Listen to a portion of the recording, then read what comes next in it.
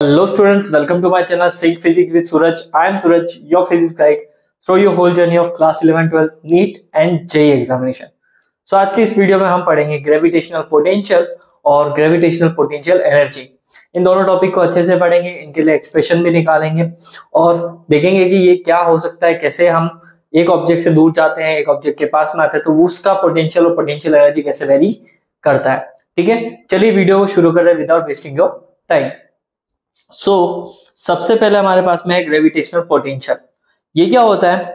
जब पर्टिकुलर किसी ऑब्जेक्ट को तुम एक ग्रेविटेशनल फील्ड में लेके आते हो, वापस बोल रहा हूं, जब किसी ऑब्जेक्ट को, एग्जांपल के लिए हमारा एस्ट्रॉइड हो गया, उसको ग्रेविटेशनल फील्ड में लेके आना मतलब अर्थ के ग्रेविटेशनल फील्ड में हम लेके आते हैं, तो वहां पे कुछ ना कुछ वर्क डन करना पड़ता है, तभी वो यहाँ पे आता है। अब उस पर वर्क डन कैसे होगा? अर्थ का ग्रेविटेशनल फील्ड के पास में जैसे ही वो आया तो ऑब्वियस सी बात है कि वो उससे अट्रैक्ट होकर अंदर आ जाएगा, तो जिसकी वजह से कुछ वर्क डन होगा और वो एस्ट्रॉइड क्या होगा, अर्थ की सरफेस पे आके गिर जाएगा। तो अर्थ के ग्रेविटेशनल फील्ड के इन्फ्लुएंस में कुछ वर्क डन होता है, जिसकी वजह से कोई ऑब्जेक्ट इनफाइनाइट या फिर पर्टिकुलर डिस्टेंस से कहां पे आता है, अर्थ में आता है या फिर अर्थ के ग्रेविटेशनल फील्ड में आता है, तो वहां पे जो वर्क डन पर यूनिट मास हो रहा है, वर्क डन पर यूनिट मास, थोड़े से मास के लिए वर्क डन ज्यादा और थोड़े और ज्यादा के लिए और करना पड़ेगा, तो उस हिसाब से डेफिनेशन देख लेते हैं फिजिक्स के according. Gravitational potential at a point refers to the work done. ये एक तरह से वर्क डन होता है पर unit mass to move an object from a reference point to the specific point in a gravitational field.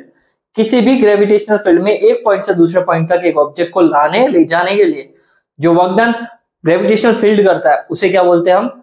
Gravitational potential बोलते हैं। इसको डिनोट करते हैं कैपिटल V से और इसका फॉर्मूला होता है वर्क डन पर यूनिट मास W/m। अब बच्चे बोलेंगे नेगेटिव वर्क क्यों इंडिकेट कर रहा है? एक्चुअल में ग्रेविटेशनल फील्ड अट्रैक्टिव नेचर का होता है, अट्रैक्शन नेचर का होता है, तो ये अट्रैक्शन नेचर को शो करने के लिए साइन लगाया हुआ है। बाकी तो फॉर्मूला होगा V = W/m और वर्क डन के लिए माइनस का आगे साइन लगा दिया कि it is in attractive nature. ठीक है, ग्रेविटेशनल पोटेंशियल स्केलर क्वांटिटी होती है क्योंकि इसका कोई डायरेक्शन फिक्स नहीं होता है। It has a magnitude but no direction. जिस तरफ फील्ड बुला रही है उधर चला जाएगा, कोई भी डायरेक्शन इसका फिक्स नहीं होता है। ऐसा यूनिट हो जाएगी जूल पर किलोग्राम, क्योंकि वर्क डन की जो होती है वो होती है हमारे पास में जूल और मास की जो हो जाएगी किलोग्राम हो जाएगी, तो जूल पर किलोग्राम इसकी यूनिट हो गई। डायमेंशन हो जाएगा, देखो वर्क डन का डायमेंशन क्या होता है? m1l2 t-2। मास का डायमेंशन क्या होता है? m, तो m से m कैंसिल आउट तो l2 t-2 हमारा क्या होगा? फाइनल डायमेंशन मिल जाएगा। The negative sign in the formula indicates that the potential is attractive because of the gravitational field is also attractive. उसकी वजह से potential क्या होगा? Attractive. When an object is moved from infinite to a point closer to mass, work is done against the force of gravity. जब एक point infinite से किसी field में आ रहा होता है तो ग्रेविटेशनल फील्ड के अगेंस्ट हमें थोड़ा काम करना पड़ता है। ठीक है, ग्रेविटेशनल फील्ड उसको फटाक से अट्रैक्ट कर लेगा, लेकिन उसके अंदर कुछ ना कुछ पोटेंशियल एनर्जी होगी जो उसको अपोज करेगी, स्टोर रहेगी, तो उसके अगेंस्ट हमें क्या करना पड़ेगा? कुछ काम करना पड़ेगा। तो पोटेंशियल का फॉर्मूला क्या हो जाएगा हमारे पास में? V = W/m। Done. Work done की जगह पे फोर्स इंटू डिस्प्लेसमेंट पुट कर दो। ठीक है, force into displacement, now we have to put it. तो जैसे ही फोर्स इंटू डिस्प्लेसमेंट किया है तो यहाँ पे तुम्हें दिख रहा है कि force upon m, force upon mass, ये क्या मिल रहा है हमें? Intensity of gravitational field, I मिल रहा है, I। तो क्या मैं इसकी जगह पे I रख सकता हूं? ठीक है, जैसे I रखा है तो I की वैल्यू dr डिनोमिनेटर में चला जाएगा। We got this formula, I is equal to -dv/dr। I is equal to what? -dv/dr। ये हमारे पास में इंटेंसिटी आई है। एक बार के लिए किसके टर्म में आई है? इंटेंसिटी किसके टर्म में आई है? पोटेंशियल के टर्म में। किसके टर्म में? पोटेंशियल के टर्म में आई है। ठीक है, वापस वही है कि नेगेटिव साइन इंडिकेट करा है कि potential gives intensity of field, और एक तरह से नेगेटिव पोटेंशियल, अगर देखो पोटेंशियल का नेगेटिव d/dr करते हो, रेट जो चेंज करते हो नेगेटिव, मतलब नेगेटिव ग्रेडियंट जो तुम करोगे तो तुम्हें हमेशा क्या मिलेगी? इंटेंसिटी मिलेगी। मतलब पोटेंशियल का जब आप डिफरेंशिएशन करोगे विद रिस्पेक्ट टू लेंथ तो तुम्हें हमेशा इंटेंसिटी मिलेगी। ठीक है, तो देखो if the field is produced by the point mass, अगर फील्ड को हम पॉइंट मास से डिनोट करते हैं तो V = क्या हो जाएगा? IDR। ये तो अभी ऊपर निकाल दिया था, V = IDR। मैग्नीट्यूड ले लेते हैं, राइट। पॉइंट मास के लिए इंटेंसिटी का फॉर्मूला होता है ये I is equal to minus G M upon R square. तो अभी इसको उठा के कहाँ रखना है हमें, I की जगह पे पुट कर देंगे। तो जैसे ही I की जगह पे पुट किया minus G M upon R square, और यहाँ पे जैसे ही हमने पुट किया minus G M upon R square और डी आर, तो देखो ये नेगेटिव और ये नेगेटिव, ये दोनों नेगेटिव मिलके क्या बना देंगे पॉजिटिव। जीएम जो हमारी वैल्यू है कांस्टेंट है, बाहर आ जाएगी, और ब्रैकेट में हमें मिलेगा 1 upon R square D R. ठीक है, integration of 1 upon X square का जो इंटीग्रेशन होता है वो होता है हमेशा 1 अपॉन, रुको एक मिनट, 1 अपॉन एक्स स्क्वायर का इंटीग्रेशन जो होता है माइनस का 1 अपॉन एक्स होता है, ध्यान रखना। तो यहाँ पे हमारे पास में इंटीग्रेशन 1 अपॉन आर स्क्वायर का क्या मिल गया हमें, 1 अपॉन आर मिल चुका है, which is the gravitational potential. ठीक है, किसके टर्म में आया, मास और रेडियस के टर्म में ये हमारे पास में आया है। ठीक है, तो ये हमारे ग्रेविटेशनल पोटेंशियल एनर्जी से रिलेटेड ग्रेविटेशन पोटेंशियल आया अभी। ठीक है, क्या है ग्रेविटेशनल पोटेंशियल, अभी पोटेंशियल एनर्जी नहीं है, ये पोटेंशियल एनर्जी हमें यहाँ पे निकालनी पड़ेगी। ठीक है, तो अभी हम निकालते हैं ग्रेविटेशनल पोटेंशियल एनर्जी। अब इसमें और इसमें क्या फर्क है, ग्रेविटेशन पोटेंशियल में और ग्रेविटेशन पोटेंशियल एनर्जी में क्या फर्क है, वही हम यहाँ पे देखने वाले हैं। ठीक है, तो सबसे पहला आ रहा है ग्रेविटेशन पोटेंशियल एनर्जी का डेफिनेशन कि क्या होती है ये। The gravitational potential energy of a body at a point is defined as the amount of work done in bringing the body from infinite to that point against the gravitational force.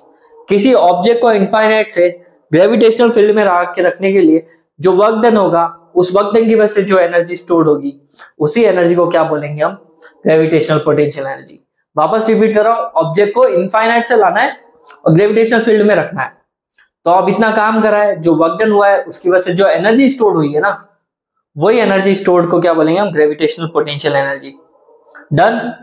अब तो हमारे पास में एक object है, ये are distance पे रखा हुआ है, हो सकता है इनफाइनाइट पे भी हो, इसका मास एम है, इसका मास कैपिटल एम है, दोनों के बीच की डिस्टेंस क्या है, आर, तुम्हारे को सामने विजिबल है। डन।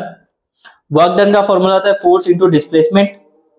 तो हम यहाँ पे वर्क डन को फोर्स इंटू डिस्प्लेसमेंट रखते हैं, लिमिट पुट करेंगे कि हम ऑब्जेक्ट को कहां से लेके आ रहे हैं, इनफाइनाइट से लेकर आर डिस्टेंस तक, मतलब कि ग्रेविटेशनल फील्ड में लाके रख रहे हैं। ठीक है, तो W is equal to infinite to R और एफ डी एक्स आ जाएगा। ठीक है, फोर्स का फॉर्मूला क्या होता है, G M M upon R square होता है, लेकिन डिस्टेंस को मान लेते हैं कि एक्स है, तो डिस्टेंस हो गई हमारे पास में एक्स स्क्वायर। अब ये तुम्हें यहाँ पे जो चीजें विजिबल हो रही है, G M M upon X square D X, यहाँ पे क्लियरली दिख रहा है कि जी कांस्टेंट है, एम कांस्टेंट है, ऑब्जेक्ट का मास भी कांस्टेंट है, तीनों चीजें क्या है, कांस्टेंट है। अब ये तीनों चीजें कांस्टेंट है तो टर्म्स के बाहर आ गई, W is equal to G M M और इंटीग्रेशन ऑफ ये लग गया। वापस बता रहा हूं मैं, अभी ऊपर ही देखा था हमने, integration of 1 upon X square D X का इंटीग्रेशन जो होता है वो हमेशा होता है माइनस 1 अपॉन एक्स के बराबर। किसके बराबर, माइनस 1 अपॉन एक्स के बराबर। तो जब तुम इसको रखोगे तो तुम्हें ये वैल्यू मिल गई, W is equal to G M M upon 1 minus 1 upon X. ये हमारी लिमिट्स हो गई। तो लिमिट पुट करते हैं एक बार के लिए, तो अपर लिमिट पुट करोगे तो तुम्हें मिलेगा G M M, upper limit 1 upon R और लोअर लिमिट आ जाएगी माइनस 1 अपॉन इनफाइनाइट। डन। बाहर एक माइनस तो चल रहा था कि नहीं चल रहा था, बिल्कुल भी नहीं, यहाँ पे कुछ माइनस नहीं है, तो ये टर्म तो जीरो हो गई। कौन सी वाली टर्म जीरो हो गई, 1 अपॉन इनफाइनाइट तो जीरो हो गया, ये हट गया पूरा। तो तुम्हें क्या मिलेगा यहाँ पे, जी एम एम ब्रैकेट में 1 अपॉन आर और इसका माइनस जो है वो बाहर की तरफ आ गया। ठीक है, तो ये टर्म्स तुम्हारे यहाँ पे लिखी हुई है, ये रही, ये माइनस बाहर आ गया, तो हमारा वर्क डन किस में आ गया, W is equal to minus G capital M small M upon R. यहाँ तक तो ठीक है। And this work done is stored inside a body as its gravitational potential energy. यही किया हुआ वर्क डन किस में स्टोर हो जाता है, एनर्जी के फॉर्मेट में स्टोर हो जाता है। तो W की जगह पे हम सीधा लिख देंगे U माइनस का जी एम अपॉन आर। ठीक है, तो that's how we find the potential energy. बात समझ में आई? चलो अब इस पोटेंशियल एनर्जी की बातें कर लेते हैं थोड़ी सी। एक तो पहली बात तो ये स्केलर है, क्योंकि इसके पास में क्या नहीं है, डायरेक्शन नहीं है, कोई डायरेक्शन नहीं है, ये बस डिपेंड करता है कहां से कहां तक उठा के लाए, किसी भी जगह से लेके आओ कोई फर्क नहीं पड़ता है। डायमेंशन जूल हो जाएगी क्योंकि एनर्जी है, डायमेंशन वर्क के ही रहेंगे यहाँ पे, m1 L2 T-2 ही रहेगा। Note, gravitational potential energy is always negative in a gravitational field because the force is always attractive in nature. ये यू की वैल्यू हमेशा नेगेटिव आएगी, पॉजिटिव आई है तो आपका आंसर गलत है, इस बात का ध्यान रखिएगा आप सभी। तो पोटेंशियल एनर्जी नेगेटिव में आएगी, कौन सी वाली, ग्रेविटेशनल पोटेंशियल एनर्जी। आर की वैल्यू इनफाइनाइट बहुत दूर रख दो तो यू की वैल्यू मैक्सिमम आ जाएगी। क्यों, ये फॉर्मूला दिख रहा है, u is proportional to 1/r। अगर ये बहुत ही दूर है, इनफाइनाइट बहुत ज्यादा हो गया, ठीक है, तुम्हें ना इसके अकॉर्डिंग समझना है तो ये बिल्कुल गलत आंसर देगा। r बहुत इनफाइनाइट पे u कम आ जाएगा, ऐसा नहीं होता है। अपन इसको कॉमन सेंस से समझेंगे। कैसे, r की वैल्यू इनफाइनाइट है तो वहां से लाने में काम ज्यादा होगा या फिर पास में से, दूर से कोई चीज को लेके आएंगे तो वर्क डन क्या होगा, बहुत ज्यादा। तो इनफाइनाइट से लाना और ज्यादा हो जाएगा टफ, दैट्स वाई। तो r इनफाइनाइट है तो u क्या हो गया, मैक्सिमम, ज्यादा से ज्यादा क्या करना पड़ेगा, काम करना पड़ेगा, ठीक है। और ये gravitational potential energy of a body at a height. अगर तुम हाइट की बात करोगे तो वहां पे है ना, अपन क्या कर लेंगे, r की जगह पे r+h रख देंगे, दैट्स इट, और कुछ भी नहीं है। फिर तो छोटा मोटा तोड़ मरोड़ कर रखा है इसमें कि ये तो अपना फाइनल फॉर्मूला आ गया। फिर तुम क्या रख सकते हो, gm की जगह पे gr² भी रख सकते हो, तो इसको यहीं पे रखा हुआ है।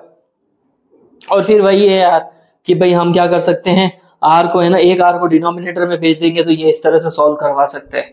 ये तीनों ही फॉर्मूले वैसे भी बहुत इंपॉर्टेंट है, ठीक है। यहाँ पे r को डिनोमिनेटर में भेजा तो सॉल्व करने के बाद में हमें ये वैल्यू मिली है, ये फाइनल वैल्यू है, लेकिन हम ये भी यूज कर सकते हैं, ये भी यूज कर सकते हैं, डिपेंड करता है न्यूमेरिकल में वैल्यूज क्या दे रखी है, ठीक है जी। तो आज के इस वीडियो में बस इतना ही, और आई होप आपको ये वीडियो पसंद आई होगी। वीडियो पसंद आई तो लाइक कीजिए, शेयर कीजिए और कमेंट जरूर कीजिएगा।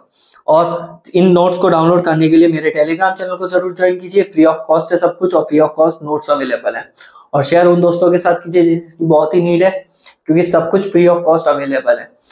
बीच में मैं थोड़ा डिसकंटिन्यू हो गया था, लेकिन अभी मैं कंटिन्यू रहूंगा, तो प्लीज मेरे चैनल को सब्सक्राइब कर लीजिए। आपके लिए लगातार वीडियोस आती रहेगी, डेली वीडियोस आती रहेगी। तब तक के लिए बाय बाय।